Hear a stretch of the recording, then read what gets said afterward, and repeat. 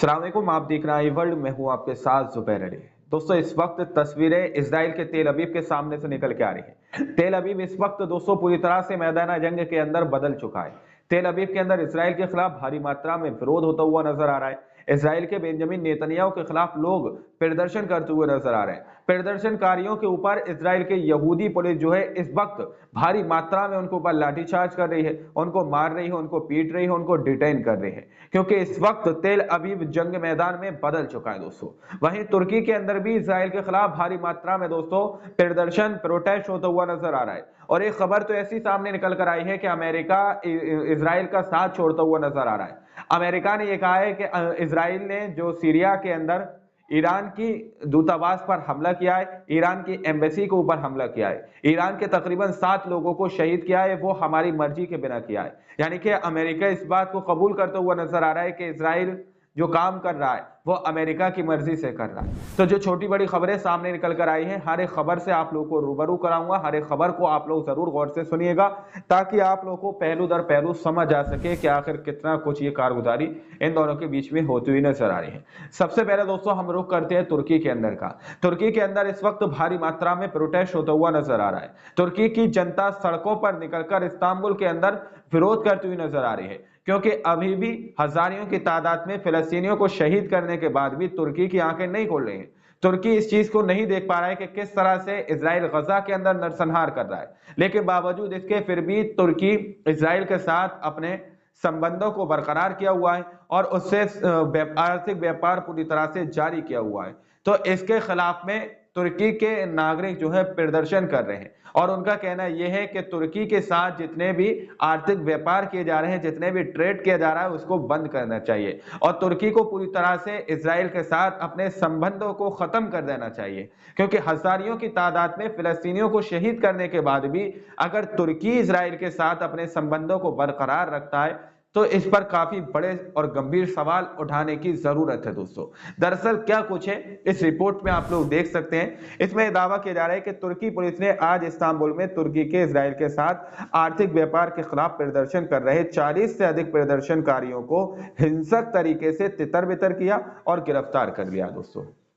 40 प्रदर्शनकारियों को, तकरीबन 40 प्रदर्शनकारियों को उसने अपने हिरासत में ले लिया और हिंसक तरीके से तितर बितर किया, यानी कि उनके ऊपर लाठीचार्ज किया गया, उनको मारा पीटा गया। इस तरह की तस्वीर दोस्तों तुर्की के अंदर से निकल के आ रही है। अब तुर्की के नागरिक जो है पूरी तरह से फिलिस्तीन का समर्थन करते हुए नजर आ रहे हैं, लेकिन तुर्की जो है आर्थिक व्यापार इजराइल के साथ पूरी तरह से जारी किया हुआ है। तो ये भारी मात्रा में तुर्की के अंदर तुर्की के अवाम सड़कों पर इस्तांबुल के अंदर निकलकर भारी मात्रा में विरोध करती हुई नजर आ रही है दोस्तों।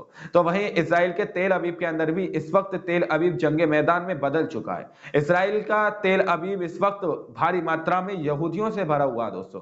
वहां के यहूदी भी इकट्ठा होकर इजराइल के बेंजामिन नेतन्याहू के खिलाफ नारेबाजी कर रहे हैं। इजराइल के बेंजामिन नेतन्याहू के खिलाफ आए दिन तेल अवीव के अंदर भारी मात्रा में प्रोटेस्ट प्रदर्शन होते हुए नजर आ रहे हैं दोस्तों। दरअसल दावा यह किया जा रहा है कि इजरायली दारुल हुकूमत तेल अवीव मैदान जंग बन गया। इजरायली यहूदी मुजाहिरीन पर इजरायली दहशतगर्द वजीर आजम के हामी दहशतगर्द यहूदी औरत ने गाड़ी चढ़ा दी। इजरायली पुलिस और मुजाहिरीन में शदीद झड़पें जारी है, यानी कि भारी मात्रा में पुलिस और वहां के नागरिकों के बीच भयंकर झड़पें इस वक्त होती हुई नजर आ रही हैं। काफी भारी मात्रा में प्रोटेस्ट, काफी भारी मात्रा में विरोध वहां पर आए दिन होते रहते हैं। हजारों और लाखों की तादाद में यहूदी तेल अवीव के अंदर इकट्ठा होकर इजराइल के खिलाफ नारेबाजी करते हैं दोस्तों। तो वहीं बड़ी खबर अमेरिका और इजराइल और ईरान के बीच निकल के आ रही है।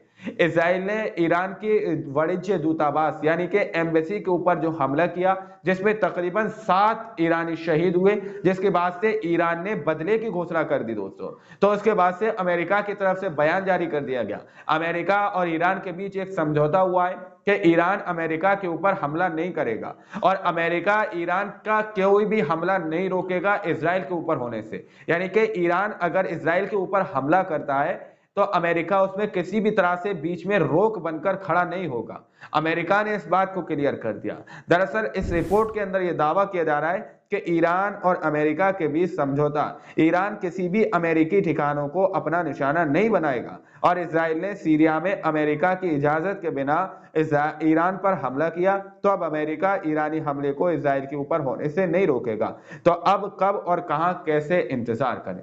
इस तरह की बात कही जा रही है कि ईरान कब और कहां और कैसे हमला करेगा इजराइल के ऊपर, ये इंतजार करें। लेकिन दोस्तों इसमें एक बात समझने की ये है कि अमेरिका ने ये बात कही है कि हमारी मर्जी के बिना सीरिया के अंदर ईरान की एम्बेसी के ऊपर, दूतावास के ऊपर हमला किया, जिसमें 7 ईरानी शहीद हुए हैं अमेरिका की मर्जी के बिना। तो अब ये बात इस बात को दर्शाती है कि अभी तक जो भी हमले किए गए हैं वो अमेरिका की मर्जी से ही किए गए हैं।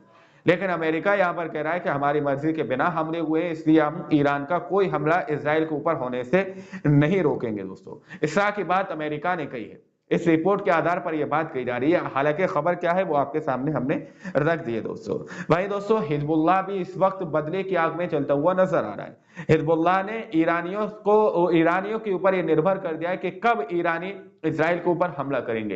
हिजबुल्लाह ने इस तरह की बात कही है। हिजबुल्लाह ये कह रहा है कि हिजबुल्लाह, इसमें कोई संदेह नहीं है कि ईरान जवाबी हमला करेगा। अब ये ईरानियों पर निर्भर है कि वह कब कार्रवाई करेंगे। ये हमेशा बहुत जल्दी नहीं होता है, ये लड़ाई का हिस्सा है। ये दुश्मन को मनोवैज्ञानिक और नैतिक रूप से थका रहा है, हम इंतजार कर रहे हैं। इस तरह की बात कही जा रही है हिजबुल्लाह की तरफ से कि हम बहुत जल्द हमला नहीं करते, हम खामोशी से कदम बढ़ाते हैं और एक भयंकर हमला अपने दुश्मन के ऊपर करते हैं। यह बात हिजबुल्लाह की तरफ से पहले ही की जा चुकी है और दावा किया जा रहा है, हिजबुल्लाह ये बात कह रहा है कि हम इजराइल के ऊपर हमला करेंगे और जवाबी कार्रवाई करेंगे और इजराइल से बदला लेंगे। लेकिन कब, कैसे और कहां से बदला लिया जाएगा, इसका इंतजार आप लोगों को करना चाहिए। वहीं दोस्तों इराक के अंदर से भी इस बात को पूरी तरह से खुले खुले लफ्जों में बयां कर दिया गया है कि इराक भी पूरी तरह से इजराइल से बदला लेने की कगार पर खड़ा हुआ है। और इराक ने इस बात का ऐलान कर दिया है कि बस हम ईरान का इंतजार कर रहे हैं कि ईरान की तरफ से हमें इशारा मिले और हम इजराइल के ऊपर हमला कर देंगे।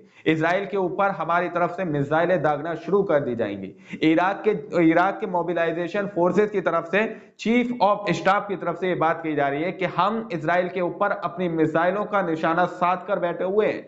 जैसे ही ईरान हमें ऐलान कर देगा, इशारा दे देगा, तुरंत इजराइल के ऊपर मिसाइलें दागती जाएंगी। दावा यह किया जा रहा है कि इराक में मोबिलाइजेशन फोर्सेस के चीफ ऑफ स्टाफ हम दमिश्क में ईरानी वाणिज्य दूतावास पर इजराइल की बमबारी का जवाब देने के लिए ईरानी नेता इमाम खामेनी के आदेश का इंतजार कर रहे हैं। इस तरह की बात कही गई है कि ईरान के आयतुल्लाह खामेनी के आदेश का इंतजार कर रहे हैं कि जैसे ही वो आदेश दें तो तुरंत इजराइल के ऊपर कार्रवाई की जाएगी, इजराइल के ऊपर हमले किए जाएंगे, इजराइल के ऊपर मिसाइलें दागी जाएंगी। ये बात कही जा रही है दोस्तों। वहीं दोस्तों इजराइल के अंदर इस वक्त इतनी भारी मात्रा में डर और खौफ बैठ चुका है कि उसने तकरीबन 28 अपनी एम्बेसी को बंद कर दिया है, 28 दूतावास को बंद कर दिया, वहां से अपने इजराइल के नागरिकों को वापस बुला लिया है, सारे अपने बड़े ओहदे के अफसरों को वापस बुला लिया है। इतना डर, इतना खौफ इजराइल के अंदर बैठ चुका है दोस्तों। दावा यह किया जा रहा है कि संभावित ईरानी हमले के कारण इजराइल ने वैश्विक स्तर पर 28 दूतावास बंद कर दिए हैं। ईरान के हमले के संभव में कि ईरान कब हमला करेगा, किधर हमला करेगा, किस जगह पर हमला कर सकता है और कैसे हमला कर सकता है, इसके डर में, इसके खौफ में इजराइल ने अपने 28 दूतावास, 28 एम्बेसी को पूरी तरह से बंद कर दिया है। और इजराइल के अंदर इस वक्त भारी मात्रा में डर और खौफ देखा जा रहा है दोस्तों। तो ये तस्वीरें आज सामने निकल कर आई हैं कि किस तरह से इजराइल अंदर तक हिल चुका है दोस्तों।